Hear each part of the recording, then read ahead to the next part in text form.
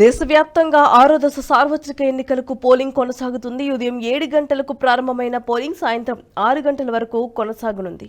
ఈ విడతలో భాగంగా 6 రాష్ట్రాలు కేంద్రపాలిత ప్రాంతాల్లో 58 లోక్సభ స్థానాల్లో పోలింగ్ కొనసాగుతుంది.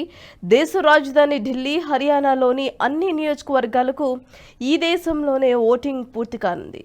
దేశవ్యాప్తంగా మొత్తం 543 లోక్సభ స్థానాలు ఉన్నాయి. 6వ దశలో 486 సీట్లకు పోలింగ్ పూర్తవుతోంది.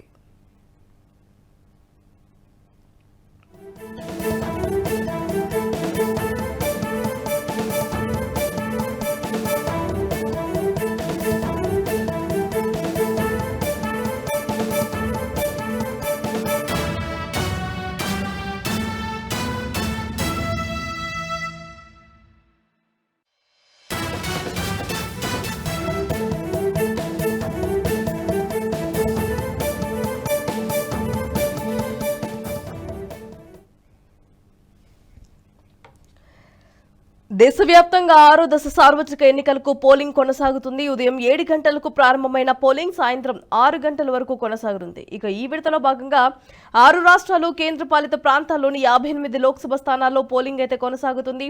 దేశ రాజధాని ఢిల్లీ, హర్యానాలోని అన్ని నియోజకవర్గాలకు ఈ దశలోనే ఓటింగ్ పూర్తి కానుంది. దేశవ్యాప్తంగా మొత్తంగా 543 లోక్సభ స్థానాలు ఉన్నాయి. 6వ దశతో 486 సీట్లకు పోలింగ్ అయితే పూర్తవుతుంది. ఇదే అంశానికి సంబంధించి మరింత సమాచారం ఎగ్జిక్యూటివ్ ఎడిటర్ శివప్రసాద్ మరింత సమాచారాన్ని అందిస్తారు.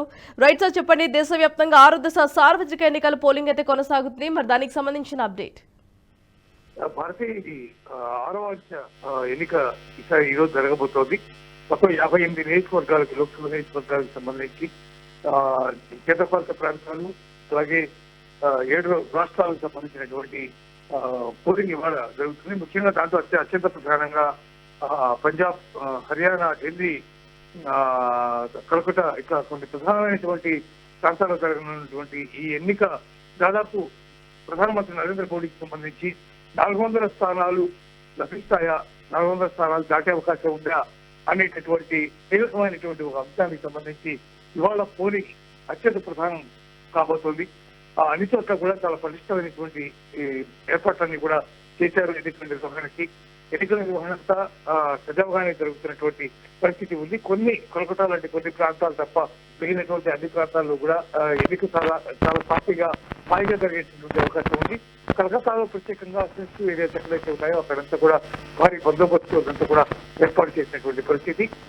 ప్రస్తుతం హర్యానా, పంజాబ్ ఇటువంటి కీలకమైనటువంటి ప్లేసెస్ కూడా ఎన్నిక జరగబోతున్నటువంటి నేపథ్యంలో మోడీకి ఎన్ని సీట్లు వస్తాయనే దాని మీద అత్యంత తీవ్రంగా జరుగుతూ ఉన్నటువంటి పరిస్థితి కనిపిస్తుంది. ఉదయం 7 గంటల నుంచి సాయంత్రం 5 గంటల వరకు ఈ పోలింగ్ జరుగుతుంది. చివరి విడత జూన్ 1వ తేదీన జరుగుతుంది. దాంతో ఎన్నికల ప్రక్రియ ముగుస్తుంది. 4వ తేదీ ఎన్నికల ఫలితాలు వస్తాయి. అక్కడితో ఈ ఎన్నికల ప్రక్రియకి ఒక ప్రక్రియ పూర్తయి ప్రభుత్వాలు ఏర్పడేటటువంటి పరిస్థితి జరుగుతుందని చెప్పవచ్చు. రైట్ శివప్రసాద్, సమస్యాత్మక ప్రాంతాల్లో ఎలాంటి సమయాలు కేటాయించారు అండ్ అలాగా అక్కడ భద్రతా చర్యలు ఎలా చేపట్టారు అంటారు? సమస్యాత్మక ప్రాంతాల్లో ఉదయం 6 గంటలకే పోలింగ్ ప్రారంభమై సాయంత్రం 4 గంటల ముగిసేటటువంటి ఏర్పాటు చేశారు. కొద్దిగా ఇంటీరియర్ గా ఉన్నటువంటి ఏరియాలు, అటవీ ప్రాంతాల్లో ఉన్నటువంటి ఏరియాలు, నక్సలైట్ ప్రాబల్యం ఉన్నటువంటి ఏరియాలు, ఇటువంటి ప్రదేశాలన్నీ కూడా సాయంత్రం 4 గంటలకే పోలింగ్ ముగిసిపోతుంది. అందువల్ల దానికి తగినటువంటి బందోబస్తు కూడా ఏర్పాటు చేస్తారు. వెబ్కాస్టింగ్ అదంతా కూడా చేస్తున్నారు. ఎక్కడికక్కడ ఎవరి వల్ల ఎటువంటి ఇబ్బంది లేకుండా వెబ్కాస్టింగ్ కూడా చేస్తున్నటువంటి పరిస్థితి ఉంది. అందువల్ల అన్ని చోట్ల కూడా పటిష్టమైనటువంటి ఏర్పాట్లు చేశారని చెప్పవచ్చు. Bharati. Right sir, thanks for the update.